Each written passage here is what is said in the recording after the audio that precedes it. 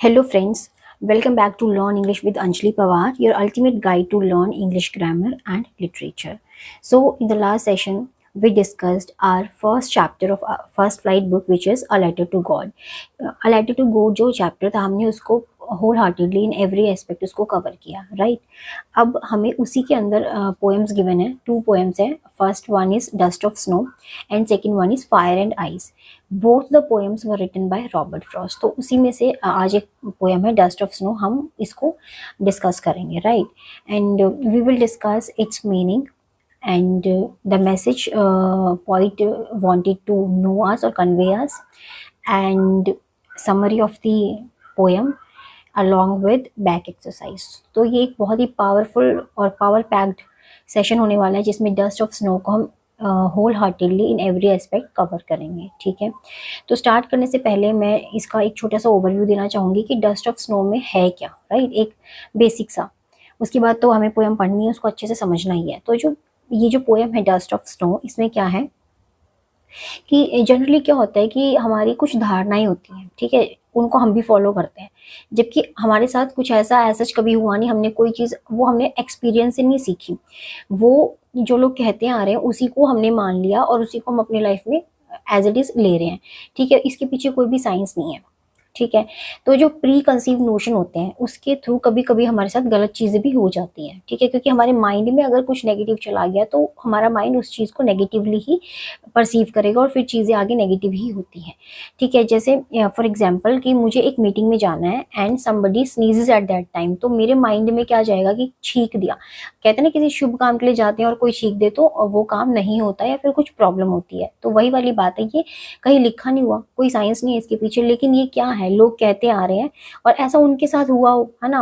और अगर मैंने उसको नेगेटिवली ले लिया तो डेफिनेटली मेरे साथ भी वैसा ही होगा, क्योंकि जो चीज़ हमने एक्सेप्ट करी है ना वो तो होनी ही है.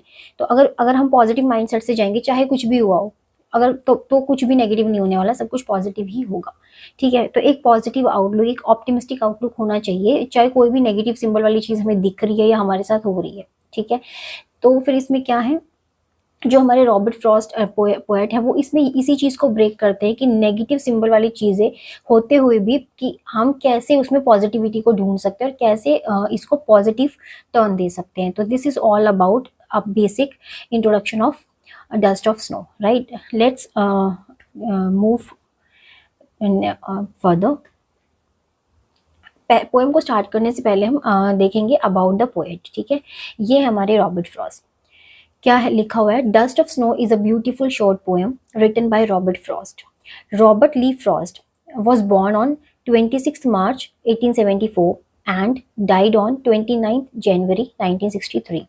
वॉज एन अमेरिकन पोएट, ठीक है? ये इनके बारे में एक छोटा सा इंट्रोडक्शन इसलिए ताकि हम इनसे कनेक्ट कर पाएँ.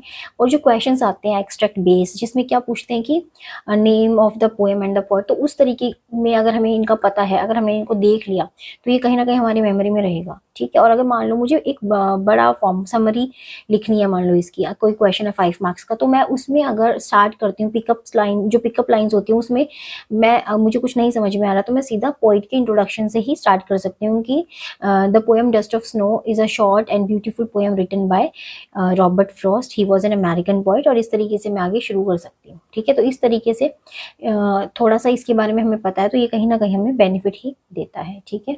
सो without any further delay, let's break down the poem line by line. So ये है poem Dust of Snow. तो क्या कह रहा है, इसको रीड करते हैं. The way a crow shook down on me, the dust of snow from a hemlock tree. ठीक है? हेमलॉक ट्री क्या होता है? A poisonous plant with small white flowers. तो ये जो 4 लाइन्स है इसमें क्या क्या शो कर रहे हैं, पहले इसका मीनिंग देखते हैं क्या है.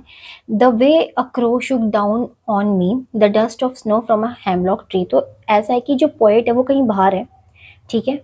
और वो एक हेमलॉक ट्री के नीचे से जा रहे हैं, ठीक है? या तो फिर वहाँ बैठे हैं या फिर वो वहाँ से जा रहे हैं. और सडनली क्या होता है कि एक क्रो जो वहाँ पे आता है, ठीक है? और शुक ऑफ करता है डस्ट ऑफ स्नो को तो जैसे वो शुक ऑफ होके उनके ऊपर गिरती है तो फिर कुछ आगे होगा, वो हम नेक्स्ट पैरा में पढ़ेंगे। तो इसमें जो ये चीज़ दिखाई जा रही है कि हेमलॉक ट्री के नीचे हमारा पोएट है और क्रो आता है, उसने डस्ट ऑफ स्नो को वहां से गिराया और वो उसके ऊपर गिरती है, ठीक है। तो यहाँ पे जैसे ये क्रो हो गया, राइट, हेमलॉक ट्री हो गया, तो ये है ना नेगेटिव चीज़ों को सिंबलाइज करती है। जैसे कि क्रो है, उसको डेथ से एसोसिएट किया जाता है, राइट। हेमलॉक ट्री है, उसको भी यहाँ पे देखो पॉइजनस प्लांट, इसको भी नेगेटिव की तरफ इंडिकेट किया जा रहा है। तो ये नेगेटिव चीज़ें, दो दो नेगेटिव चीज़ें हैं। तो अब हमारे माइंड में भी है कि आगे भी कुछ नेगेटिव ही हुआ है पॉइंट के साथ, है ना, बट आगे क्या होता है ये हम देखते हैं। Has given my heart a change of mood and saved some part of a day I had rued. Rued का मीनिंग क्या होता है, हेल्ड इन रिग्रेट। देखो वो क्या कह रहा है कि जो पोएट है वो हेमलॉक ट्री के नीचे है, ठीक है, और क्रो ने उनके उसके ऊपर क्या कर दिया, डस्ट ऑफ स्नो, ठीक है। डस्ट ऑफ स्नो का क्या है, small particles of light particles of snow जो उनके ऊपर गिरे, और क्या होता है सडन चेंज होता है उनके मूड में, और वो भी कैसे, इन लाइन के थ्रू देखो, and saved some part of a day I had rued, मतलब कि जो पूरा जो दिन था वो एक रिग्रेट में, ठीक है, एक रिपेंट में जो मैं बिता रहा था, फिर मैंने सोचा कि जो अब जो रेस्ट ऑफ द टाइम है मेरे पास, उसको मैं एक यूजफुल एक्टिविटी में यूटिलाइज करूं, क्योंकि पहले ही पूरा दिन जो है रिग्रेट में बीत गया, और एक छोटा सा मोमेंट हुआ है ना, और उससे क्या हुआ कि उसके मूड में एक पॉजिटिव चेंज आया, और उसने उसको जो वो भी ग्लूमी सिचुएशन से आया, डिप्रेसिव मूड था, उसको पॉजिटिव ऑप्टिमिस्टिक की तरफ लेकर गए। तो इस तरीके से ये पोएम है कि जो रॉबर्ट फ्रॉस्ट है वो नेगेटिव चीज़ों का यूज करके भी जो पोएट को एक पॉजिटिविटी की तरफ ले गए, ठीक है। तो इस तरीके से यहाँ पे जो रॉबर्ट फ्रॉस्ट है वो बताना चाहते हैं, ठीक है। So let's move to its summary, ठीक है, क्या है समरी में। Dust of Snow is a short and beautiful poem written by Robert Frost. Alright, this poem tells that even a simple moment has a large significance.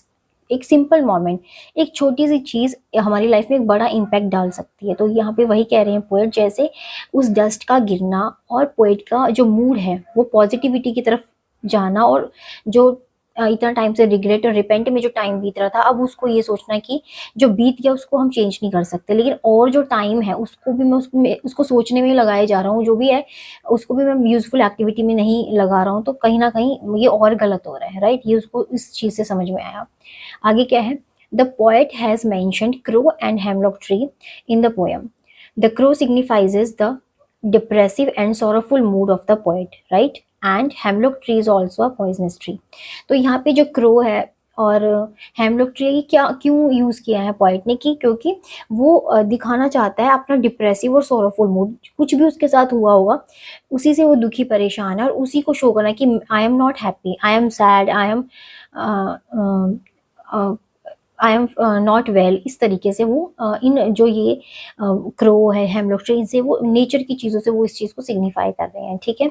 Since the poet was not in a good mood, he sees nature in the same way and describes nature's bitter side to express his feelings, ठीक है। ये यहाँ पे क्या कह रहा है कि जो पोएट है ना वो गुड मूड में नहीं है, ठीक है, हमें पता है, तो वो जो भी चीज़ें दिख रही है ना उसको भी वो एज अ नेचर की बिटर साइड को ही एक्सप्रेस कर रहे हैं स्टार्टिंग में। जब तक वो डस्ट उसके ऊपर उनके ऊपर गिरी ना इतने, उनको वो चीज़ें भी नेगेटिव ही दिख रही थी।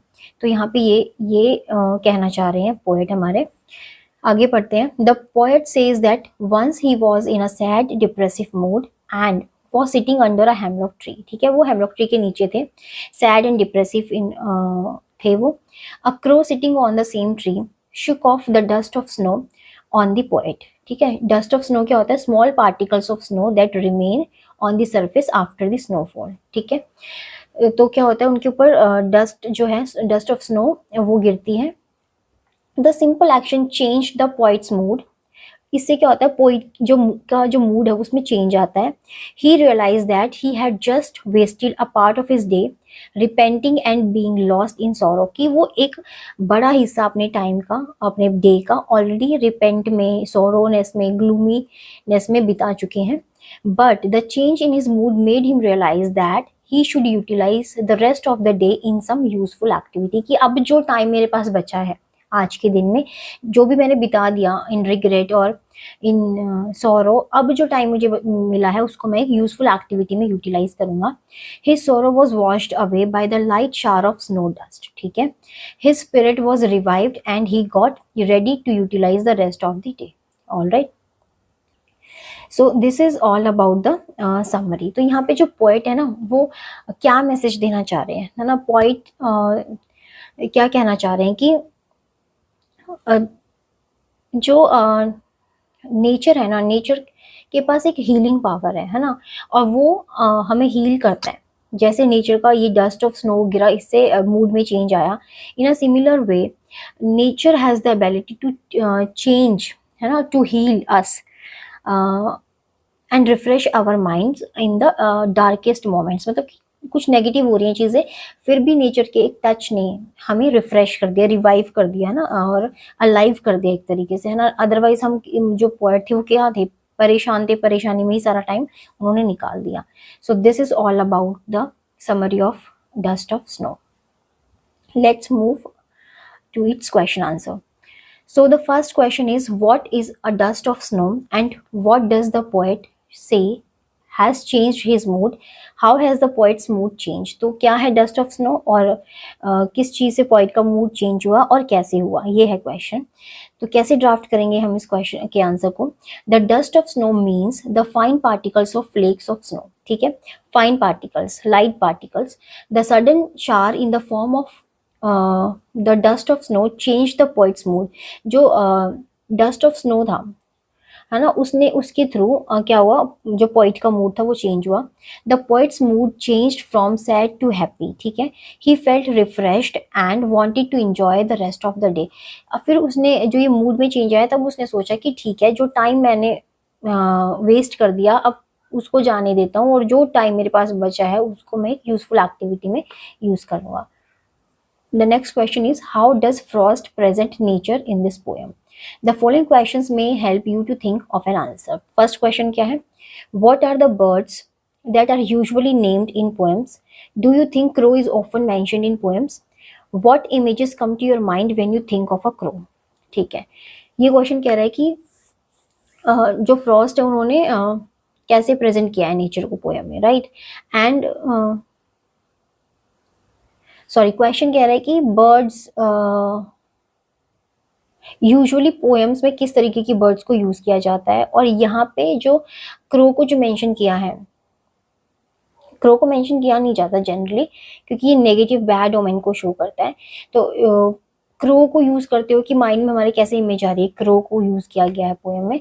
तो इसका आंसर कैसे ड्राफ्ट करेंगे हम. Frost presents nature in a very different manner in the poem, right. And generally poets take the birds and trees which are known for their beauty and good qualities. जो other poet हैं वो क्या करते हैं कि good qualities और beauty, है ना, और अच्छी चीज़ें दिखाते हैं, like peacock, parrot, cuckoo, manna and trees full of beautiful flowers and fruits. ठीक है. इस तरीके की चीज़ें पोइट शो करते हैं. But here Frost has taken a totally different approach. उन्होंने बिल्कुल ही डिफरेंट चीज़ों को चूज़ किया.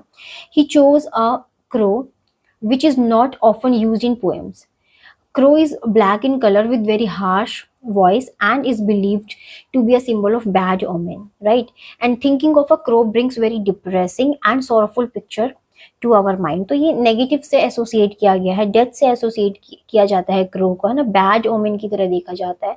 तो इसलिए ये कह रहे हैं कि जो अदर पोइट्स हैं वो ब्यूटीफुल चीज़ों को और गुड क्वालिटीज़ को यूज़ करते हैं पोएम को डिस्क्राइब करने में. बट यहाँ पे जो हमारे पोइट है रॉबर्ट फ्रॉस्ट, उन्होंने नेगेटिव चीज़ को यूज़ किया, लेकिन जो उसका रिजल्ट आया वो कुछ पॉजिटिव था. Let's move to the next question.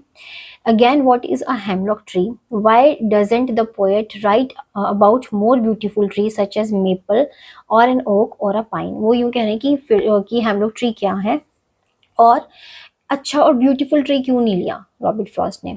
A hemlock tree is a poisonous plant with small white flowers. ये हमने पोएम के टाइम में भी पढ़ा था, तब देखा था.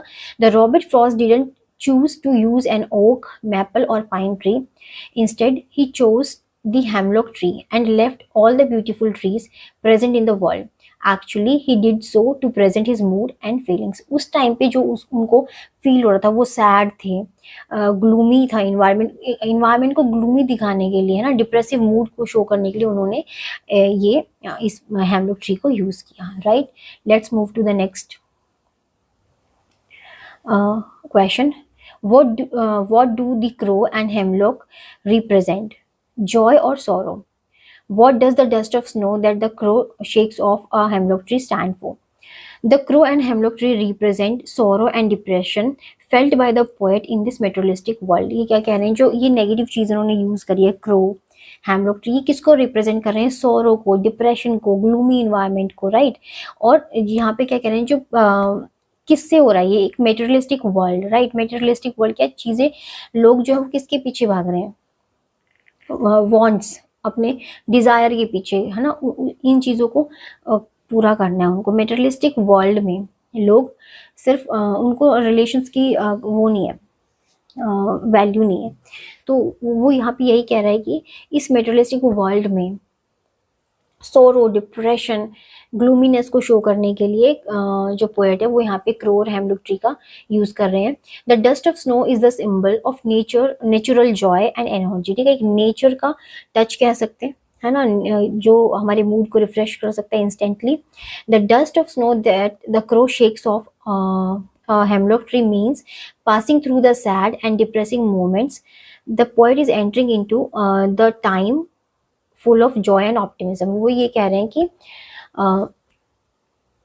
जो ये डस्ट ऑफ स्नो का यूज किया है, इससे क्या किया है, क्या ये जो एक ट्रांजिशन हुआ उनके मूड में, एक सैड बैड सिचुएशन से वो गए हैं एक ब्यूटीफुल, ऑप्टिमिस्टिक और पॉजिटिव एरिया की तरफ, पॉजिटिव थिंकिंग की तरफ। तो इस तरीके से हमने यहाँ पे इसको पढ़ा है। Next question, have there been times when you felt depressed or hopeless? Have you experienced a similar moment and changed your mood that day? So ये एक क्वेश्चन है कि ये हमारा पॉइंट ऑफ व्यू जानना चाह रहा है कि हमें कभी ऐसी सिचुएशन हमने फेस करी है। ये तो सभी ने फेस करी है, ऐसी सिचुएशन तो सबकी लाइफ में आती है। राइट, तो यहाँ पे हमारे पास एक सैम्पल है, उसको देख लेते हैं। There have been innumerable times when I too have felt depressed and hopeless. बहुत होता ही रहता है ये तो, होपलेस तो फील होते रहते हैं। कैसे होता है ये देखो, जैसे मान लो कि कोई छोटा है और वो हमसे ज़्यादा स्मार्ट है, तो भी हमें क्या होगा, जेलसी होगी, या फिर हमें फील होगा अरे भाई ये तो बड़ा स्मार्ट है। राइट, और कोई हमसे ज़्यादा रिच है, ठीक है, कोई हमसे ज़्यादा सक्सेसफुल है, तो इन सब चीज़ों से क्या होता है, डिप्रेशन फील होता ही है, नेगेटिविटी आती है। मान लो मुझे बहुत सारा पढ़ना है, तो इसे भी मैं सोच सोच के परेशान हो रही हूँ, जबकि इससे होगा कुछ नहीं है, मुझे पढ़ना शुरू करना चाहिए धीरे धीरे। राइट, पेपर का स्ट्रेस आ रहा है, ठीक है, और डिप्रेशन फील हो रहा है, तो ये तो बड़ी कॉमन चीज़ है। ठीक है, मार्क्स जितने चाहिए थे उतने नहीं आए, दोस्त के अच्छे नंबर आ गए, तो है ना, तो इस तरीके से हमें डिप्रेशन, होपलेसनेस फील होती ही रहती है। Sometimes such moments were aroused by other people's behaviour and attitude and sometimes due to my own conduct. कभी कभी दूसरे का बिहेवियर हमें हर्ट कर देता है ना, दूसरों का एटीट्यूड हमें हर्ट कर देता है। एंड समटाइम्स क्या होता है, हमारा अपना ही हमारे ओन कंडक्ट ही हम लोगों को परेशान कर देते हैं। ठीक है, जैसे कि मान लो मैंने पूरे टाइम नहीं पढ़ा, पेपर की एक रात पहले मुझे पढ़ना पड़ रहा है, तो ये मेरी तो गलती है ना। स्टार्टिंग से अगर मैं पढ़ती तो ऐसा कुछ नहीं होता, लेकिन अब मुझे एक ही रात में सब कुछ करना है, तो मुझे फील होगा कि भाई ये तो गलत हो गया। On one occasion when I was very upset I went out for a walk. ठीक है, ये एक सैंपल है, वही देख रहे हैं हम। तो वो वॉक के लिए गए। While walking in the park I so a girl playing with a puppy embracing and feeding him. ठीक है, प्यार करी थी, सहला रही थी और उसको खाना खिला रही थी। This little Joy that they shared changed my mood and I felt very happy for rest of the day.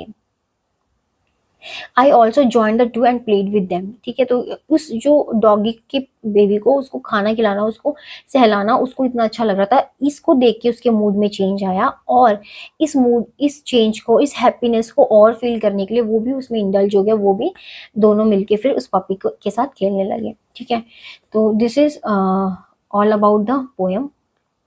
So we have completed this poem in every aspect, right? So here we come to the end of the this topic, and I hope you enjoyed the session. And if you found this explanation useful, do like, share and subscribe. See you in the next video. Until then, keep learning.